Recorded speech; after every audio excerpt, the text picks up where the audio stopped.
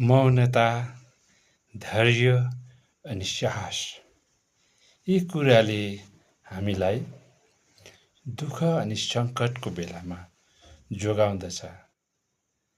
प्रभातकालीन वार्तामा यहाँलाई हामी हार्दिक स्वागत अभिनन्दन जनाउँदछौँ प्रिय भक्त सखा।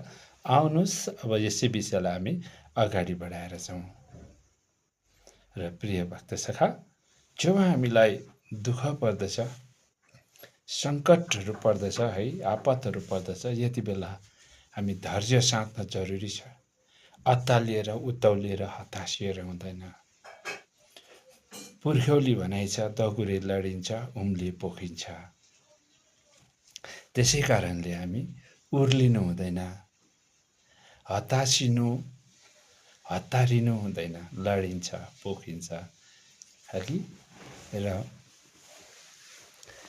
सङ्कट र परिस्थितिको समयमा चाहिँ हामीलाई धैर्य अनि साहस, मौनताले ठुलो काम गर्छ प्रिय भक्त सखा।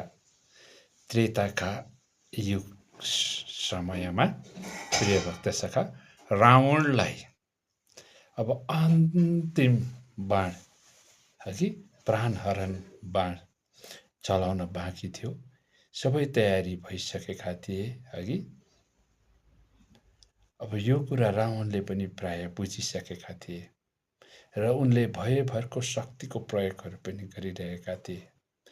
यो सब कुरो मन्दोदरीलाई थाहा भएर मन्दोदरीले आफ्नो 16 श्रृङ्गार सबै हगि एक ठाम राखे अनि त्यो माथि आफ्नो सिन्दुर राखेर उनी सीता माताको कुटीमा बिस्तारै जान लागे।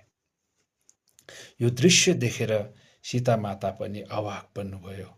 आज मन्दोदरी किन आउँदैछ त 16 श्रृङ्गार सबै लिएर। उनी मौनतामा सोच्न लागे। मौनताको गहिराईमा आत्माको आवाज सुनिन्छ र उहाँलाई आत्माको आवाजले अझ मौन रहने आदेश दिए। सीता माता मौन नै रहन भयो। मन्दोदरी छेउमा आइपुगे कि उनले सौभाग्यको आशीर्वाद माग्न लागेका थिए अनि उनले भने पनि, माता सीता, सायदै कति गल्तीहरू भयो होला, ती कुराहरूलाई रक्षा क्षमा गरेर पनि आज म तपाईँ कहाँ मेरो सबै यो 16 श्रृङ्गार सौभाग्य लिएर आएको छु। सीता माता जुरुक्क उठ्नुभयो बिस्तारै।